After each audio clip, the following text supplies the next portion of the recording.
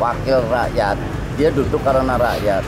Negara hadir lewat pemerintah, tetapi tidak mungkin sukses kalau masyarakatnya juga tidak mendukung. Mengusahakan supaya layak status, layak gaji atau honor, kemudian layak jaminan sosial.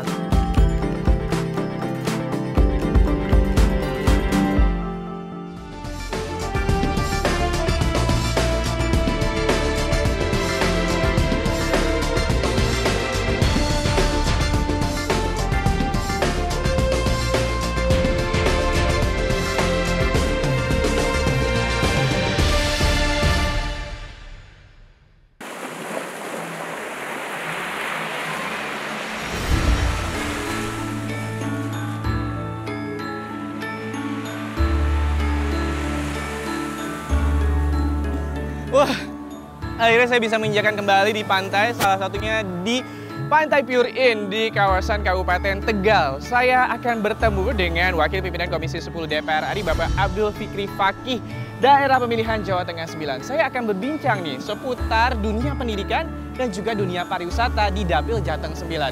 Apa spesialnya ya di Dapil Jateng 9? Ikutin terus perjalanan saya dan juga tim Suara Dapil, Suara Daerah Pemilihan.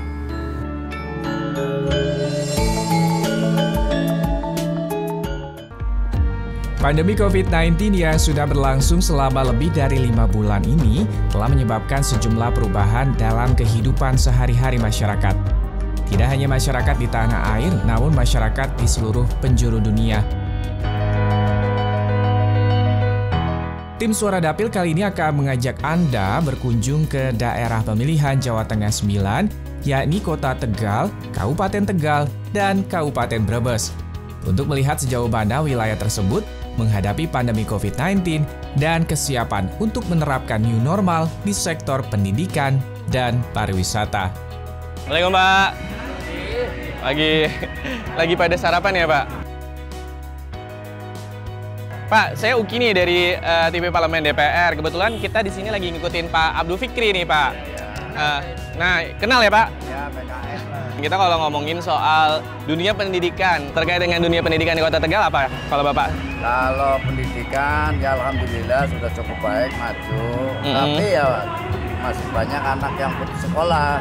Oke. Karena pembiayaannya itu masih ada yang membebani, ya mohon maaf, masyarakat yang kurang mampu lah. Karena di lingkungan saya itu banyak anak yang putus sekolah. Oh iya. Tapi permintaan itu mau kemana kita kan nggak tahu. Oke, jadi kita merendahkan pendidikan yang sudah maju, tapi kurang merata. kurang merata. Kalau dari Bapak? Saya pikir sudah bagus kok, Pak. Bagus. Nggak begitu seperti kita berita di tempat lain katanya, termasuk sekarang yang sama zonasi itu sudah bagus. Ibu, ini gimana nih selama pandemi COVID-19 ini jadi tugasnya tambah ya? Iya kan, biasanya kan di rumah kalau anak-anak sekolah kan bisa ngerjain tugas-tugas rumah. Kalau sekarang kan harus ngajarin anak, tugasnya tambah gitu. Kendalanya kan kalau online kan ada kuotanya ya. Kan nggak semua orang itu satu dengan ada HP, ada kuota, ada kan kendalanya itu. Kalau memang kuota sama HP-nya memadai, semua siswa ada sih mungkin kalau daringnya sih bisa efektif sih mungkin, ya cuma nggak maksimal sih karena nggak tetap muka. Oke. Apa yang diharapkan sama Mas Ahmad dan Mas Syafi'i untuk dunia pendidikan? Kalau yang diharapkan nih ya, saya memang tercundung dari santri ya. Kalau dari pihak kuliahan, sekolahan, insya Allah kan nanti ada pihak tersendiri. Kalau santri kan nanti sebisanya dari pemerintah untuk membantu untuk kerjanya santri itu lebih bagus. Ya begini, kalau saya melihat APBN itu yang terbesar kan untuk dunia pendidikan. Betul, 20%. 20%. Tapi pelaksanaan dan prakteknya harus benar-benar nyata. Programnya bagus, sampai ke bawahnya harus bagus. Harapannya sih nanti semoga corona ini kan cepat berlalu ya, mudah-mudahan amin. Nanti anak-anak bisa kembali sekolah secara normal gitu. Kalau cara memandang sih, yaitu Indonesia sekarang wakil rakyat, dia duduk karena rakyat. Dipanggil yang terhormat kan harusnya rakyat. Dia duduk di situ kok. Oke. Karena rakyat. Iya. Harapannya setelah duduk perhatikan rakyatnya.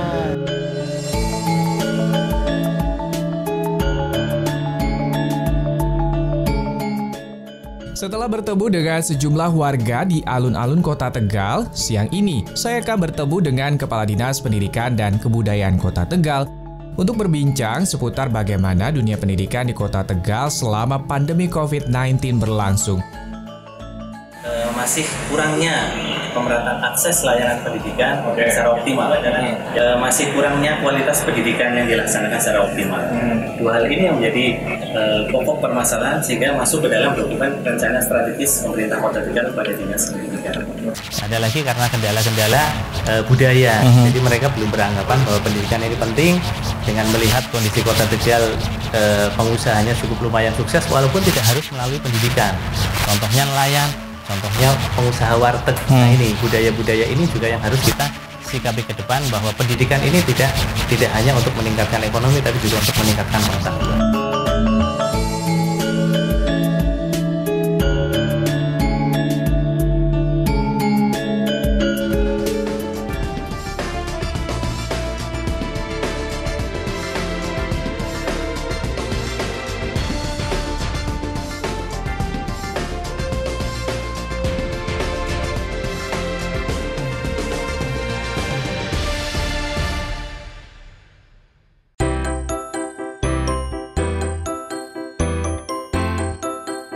Setelah berhasil menggali informasi terkait dengan permasalahan dan kendala yang ada dalam dunia pendidikan di Kota Tegal, saya langsung bergegas untuk bertemu dengan Bapak Abdul Fikri Fakih, Wakil Pimpinan Komisi 10 DPR RI di SMA IT Lukmanul Hakim. Dengan tetap menerapkan protokol kesehatan, kami juga berbincang dengan murid-murid dari SMA IT Lukmanul Hakim. Pak Fikri, kalau misalnya kita ngebahas soal pendidikan di masa pandemi COVID-19 ini, tapi kalau ngomongin dunia pendidikan sendiri nih, di Dapil Jateng 9 ya Pak, kalau bisa disebut 1 sampai 10, ada di tingkat berapa sih Pak, kalau mulai dari sarana prasarana dan juga guru? 10 besar indeks pembangunan manusia. Indeks pembangunan manusia itu kan kesehatan, pendidikan, dan daya beli. Tetapi kalau sudah bicara Kabupaten Tegal, Kabupaten Brebes, 3 besar dari bawah. Nah, kalau 3 besar dari bawah, itu artinya berarti problematika mendasar seperti sarana prasarana, guru dan tenaga pendidikan, kemudian anggaran, standar proses dan sebagainya masih perlu perhatian. Oke, jadi masih banyak PR, masih ada 4 tahun juga ya Pak yang bisa Bapak lakukan. Mungkin Yasmin atau Denny ada yang mau disampaikan sama Pak Fikri, mumpung ada Pak Fikri? Ya Pak, sebelumnya saya ingin memberikan beberapa keluhan gitu ya. Seperti yang sudah Bapak sampaikan sebelumnya mengenai keluhan akan orang tua yang kurang memadai pembiayaan kuota begitu. Dan itu tuh sangat mempersulit kita juga, dan fokus kita juga sudah berbeda ketika ada di lingkungan rumah itu sendiri. Ini maksudnya gimana nih kuotanya? Mau minta beliin kuota gitu nggak Bapak? Bisa jadi mungkin dari pemerintah memberikan kebijakan seperti ada challenge untuk mendapatkan kuota lebih dengan ada apa begitu-begitu semacamnya. Kalau secara pemerintah itu sekarang ini, mulai sekarang, jadi pakai lewat BOS. Nah, bantuan personal sekolah itu dia bisa digunakan agak bebas, bahkan untuk honor guru segala macam, bantuan untuk pulsa segala macam bisa digunakan. Ya, Mas Denny. Kelas berapa Mas Denny? Orang tua kan pasti kan ekonominya kan masih itu apa? Karena dampak pekerjaannya masih banyak yang nganggur itu solusinya. Karena dampak COVID-19 atau gimana? Iya, karena dampak COVID-19. Biar yang orang tuanya itu biar mereka bisa kerja tapi tetap di rumah kayak gitu. Kalau dunia pendidikan itu kan guru dan tenaga pendidikan. Guru dan tenaga pendidikan kita sudah diskusi status mereka, jadi mengusahakan supaya layak status, layak gaji atau honor, kemudian layak jaminan sosial. Ini yang sedang kita usahakan, tapi nyicil dari honorer K2 sampai ke non kategori itu, kemudian nanti masuk ke Setelah guru, tenaga kependidikan. Tenaga kependidikan ada laboran, ada pustakawan dan sebagainya dan sebagainya. Kemudian kalau yang bergeraknya di ekonomi kreatif itu ada 16 subsektor. 16 subsektor itu ada kria, kuliner, fashion. Kita minta supaya mereka dibantu supaya ekonomi bergerak tapi dengan tetap memperhatikan protokol kesehatan. Oke, terima kasih sekali lagi Yasmin dan juga Denny sudah ngobrol-ngobrol sama kita, dan pemirsa ikutin terus perjalanan saya di Suara Dapil, Suara Daerah Pemilihan. Selain akses pendidikan, sarana dan prasarana pendidikan, dan nasib para tenaga pendidik honorer yang masih terkatung-katung hingga saat ini, menjadi perhatian serius Bapak Abdul Fikri Fakih di Komisi 10 DPR RI. Dalam kunjungannya kali ini, ia bertemu dengan sejumlah perwakilan guru tenaga honorer non-kategori 35+ dari Kabupaten Tegal, Kota Tegal, Kabupaten Brebes, dan Provinsi Jawa Tengah. Para perwakilan guru tenaga honorer mengharapkan aspirasi mereka dapat disampaikan ke pemerintah pusat untuk segera dilakukan pengangkatan. Honorer K2 ini kenapa nggak terselesaikan? Udah begitu, beriringan begitu, terus kemudian ada honorer yang non kategori. Jadi ini belum terselesaikan, ada honorer non kategori itu. Teorinya sejak 2005, PP 48 2005 itu sudah nggak boleh ada lagi honorer. Jadi sudah boleh lagi nggak ada honorer.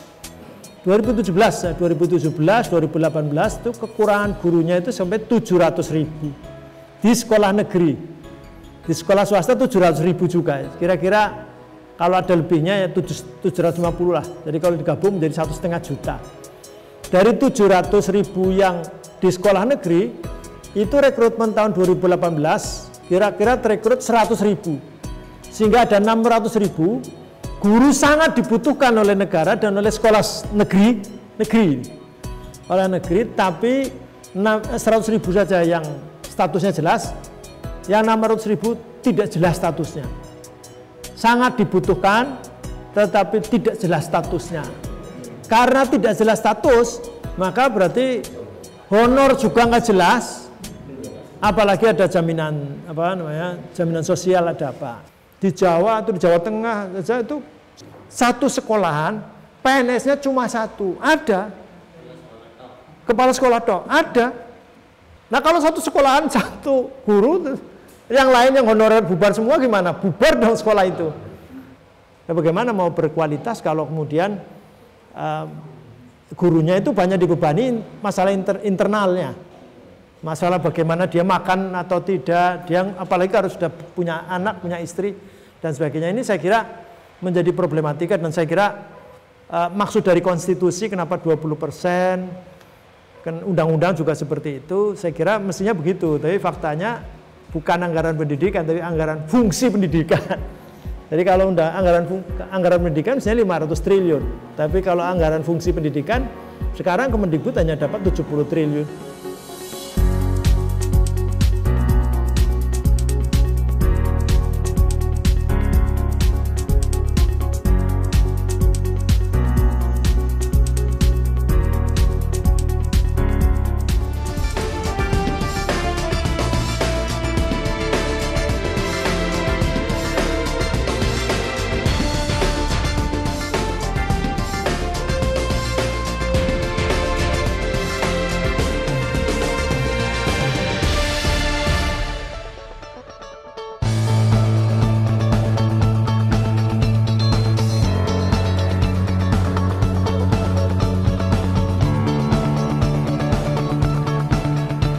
Hai pemirsa Suara Dapil, Suara Daerah Pemilihan. Saat ini saya sudah berada di Masjid Agung Kabupaten Tegal yang termasuk dalam daerah pemilihan Jawa Tengah 9.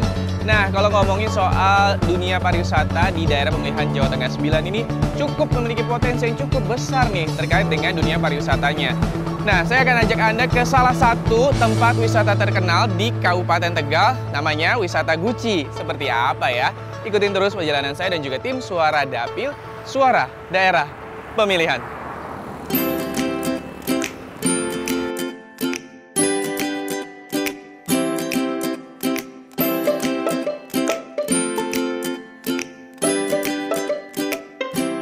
Pandemi COVID-19 yang hampir terjadi di seluruh daerah di tanah air telah melumpuhkan ekonomi sejumlah sektor industri, termasuk sektor industri pariwisata.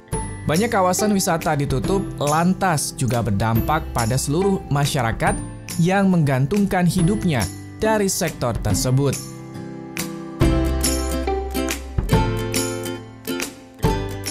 Kementerian Pariwisata dan Ekonomi Kreatif bersama dengan Dewan Perwakilan Rakyat Republik Indonesia dan pemerintah Provinsi Jawa Tengah mencanangkan Gerakan Bisa atau Gerakan Bersih, Indah, Sehat, dan Aman. Gerakan ini diharapkan dapat memicu masyarakat mengadaptasi kebiasaan baru untuk hidup sehat dan bersih, serta membantu para pelaku wisata dan ekonomi kreatif yang terdampak COVID-19. Saya Suara Dapil, Suara Daerah Pemilihan. Saat ini saya sudah berada di warung makan Bu Tuti Toyo. Dan sudah ada Bapak Abdul Fikri, anggota Komisi 10 DPR RI, Dapil Jateng 9. Ada Ibu juga. Apa kabar Ibu, sehat? Alhamdulillah. Ibu Nike, selaku Deputi Kebijakan Strategis Parekraf. Di sini kita, ini ada apa aja nih Pak kalau khas, makanan khas di Tegal? Jadi kalau di Tegal itu ada tahu aci. Tahu aci. Khusus untuk di rumah makan Pian sama rumah makan Bu Tuti Toyo ini namanya jambrong. Jambrong. Jadi yang banyak, baru tahu Pak.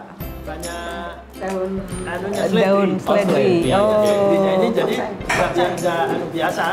Jadi di tempat lain nggak ada. Ini harus dicocol sama sambal cabai dan kecap. Kocai, bukan seledri, kocai. Ini yang khas. Jadi kalau ini pabriknya bukan di sini. Slawi. Yang punya apa namanya brand Koci itu Tegal Slawi. Oke. Jadi ada teh Koci, teh Sosro, teh Tongci dan sebagainya, banyak merek lah. Saya nggak menyebut tapi semua ada di sini. Teh Dua Tang, teh apa semuanya ada di sini. Tegal. Oke. Terakhir itu telur asin. Telur asin, karena kita bersebelahan dengan Brebes. Yeah. Ini satu dapil ini, Brebes Kabupaten Tegal, Kota Tegal, Kabupaten Brebes. Nah, di satu dapil Jawa Tengah 9 ini semua potensi wisata kuliner. Kuliner. Jadi kalau kita sekarang mau ngebahasnya nih sama Bu Nika terkait dengan wisata pariwisata yang sedang dikembangkan ataupun juga program yang sudah dikembangkan awal Juli ya Bu kalau tidak salah. Program Bisa, Bersih, Indah, sehat dan aman. Ini maksudnya apa sih Bu dari program Bisa ini sendiri? Jadi sebetulnya program Bisa ini dirancang untuk memenuhi arahan Pak Presiden, membantu pelaku ekonomi kreatif yang terdampak ekonominya akibat COVID-19 dengan kegiatan semacam padat karya. Dan ini kita rancang juga selain untuk membantu usaha pariwisata dan ekonomi kreatif atau pelaku pariwisata dan ekonomi kreatif, ini juga dirancang untuk bisa meningkatkan indeks daya saing Indonesia dalam masalah kebersihan dan kesehatan.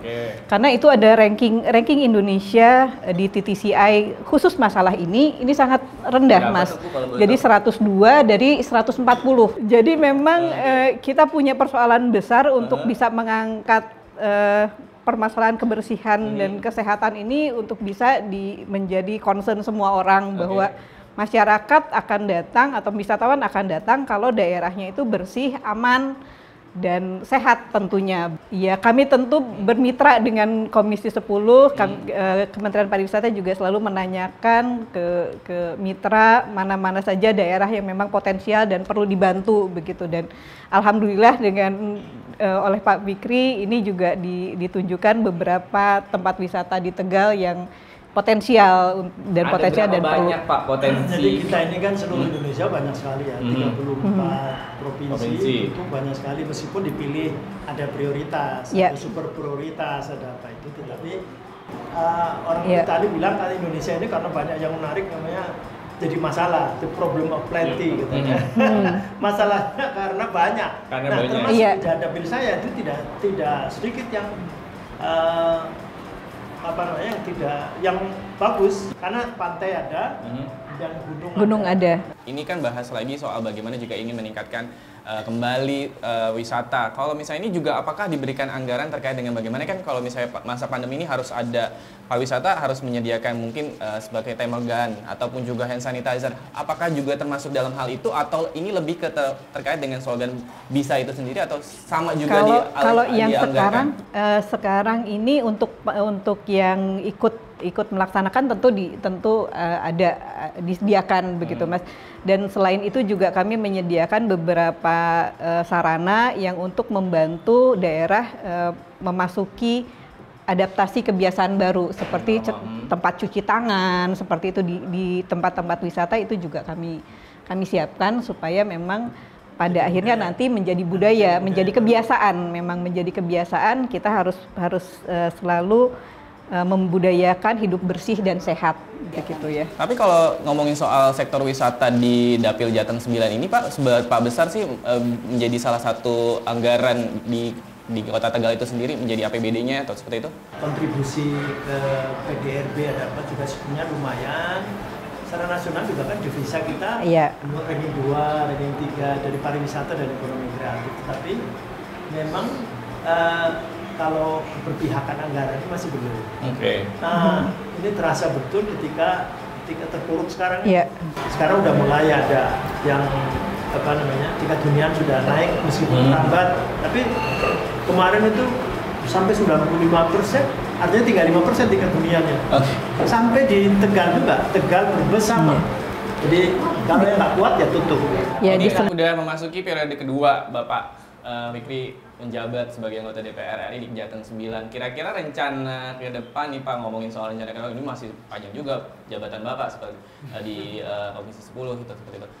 Apa yang ingin setidaknya bisa Bapak tingkatkan nih untuk meningkatkan tadi sektor pariwisata pendapatannya, ekonomi kreatif, dan juga hal-hal lain Pak, yang mungkin di masa jabatan sebelumnya masih terkendala hal-hal apa mungkin akan Bapak coba tingkatkan di jabatan sekarang?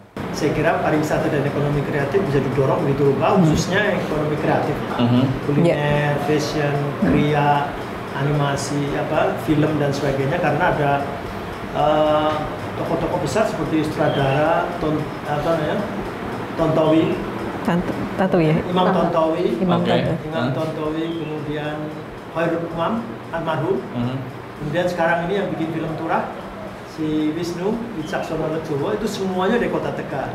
Jadi saya kira kalau ekonomi kreatif bisa didorong begitu rupa banyak. Tapi kalau Kota Tegal ini mestinya pariwisata dan ekonomi kreatif. Ekonomi kreatifnya harusnya ya Pak ya. Oke, pemirsa Suara Dapil, Suara Daerah Pemilihan, ikuti terus perjalanan saya dengan Bapak Abdul Fikri. Jangan kemana-mana, ikuti terus perjalanan saya di Suara Dapil, Suara Daerah Pemilihan.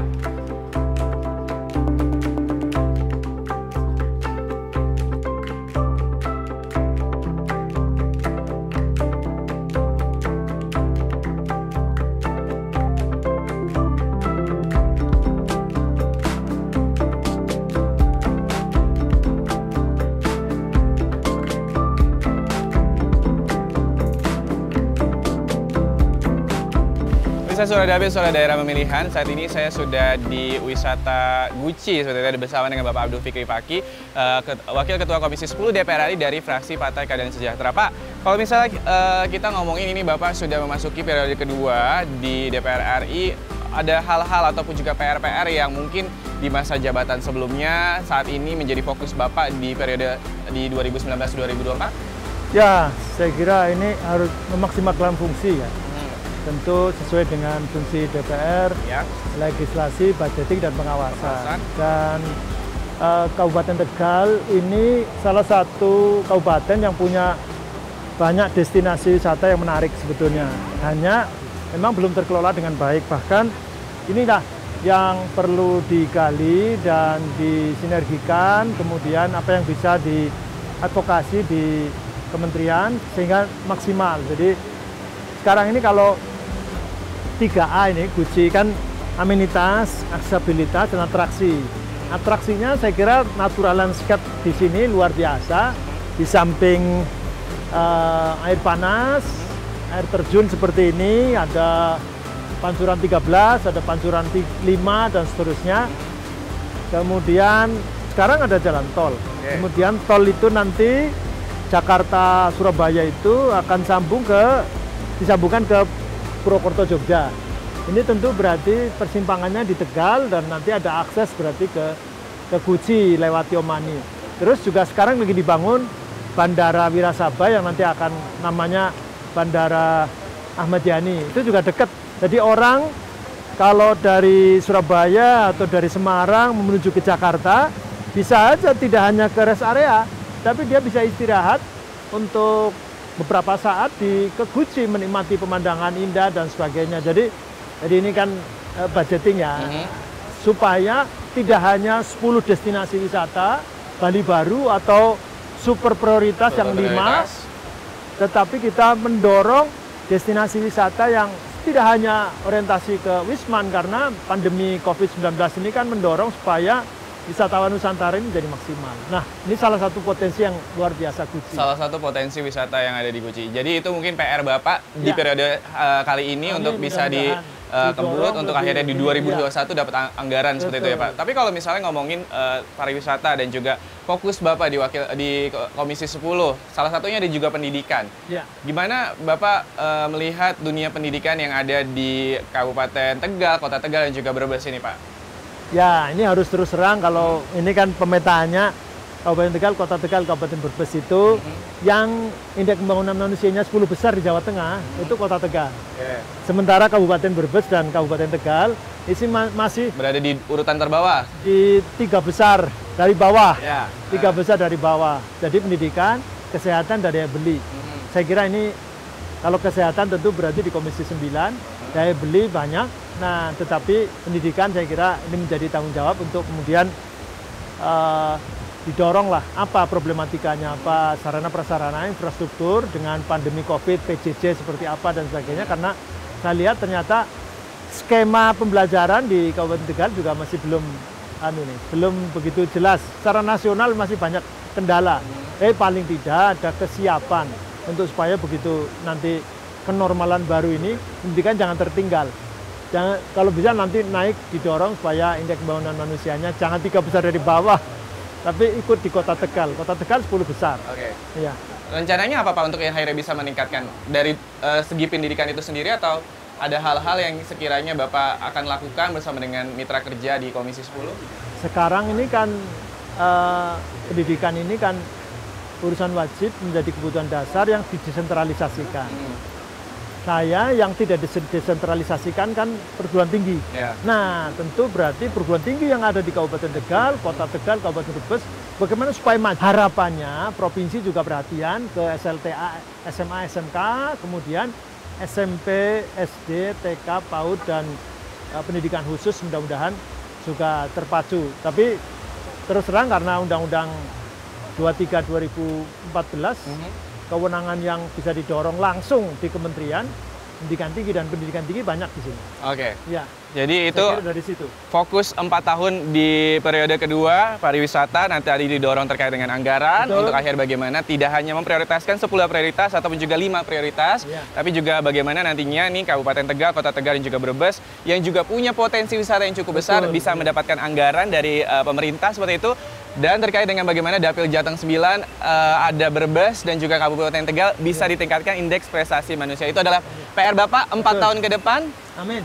Dan mungkin apa harapannya untuk konstituen Bapak, atau seberapa penting konstituen menurut Bapak ini yang mungkin bisa Bapak sampaikan ke konstituen di Dapil Jateng 9? Pendidikan, kesehatan, daya beli ini kan tidak hanya tugas pemerintah, sungguh pun konstitusi dan perundangan mengamanahkan supaya negara hadir lewat pemerintah, tetapi tidak mungkin sukses kalau masyarakatnya juga tidak mendukung. Oleh karenanya stakeholder semuanya termasuk pariwisata bersama-sama. Jadi kita bisa maju kalau bersama-sama. Oke, jadi konstituen amat penting untuk bagaimana juga mendukung kebijakan yang dikeluarkan oleh Komisi 10 maupun juga pemerintah seperti itu ya. Dan pemirsa, demikianlah Suara Dapil episode bersama dengan Bapak Abdul Fikri Fakih, Wakil Ketua Komisi 10 DPR RI dari fraksi Partai Keadilan Sejahtera, daerah pemilihan Jawa Tengah 9. Saya Uki Abdul.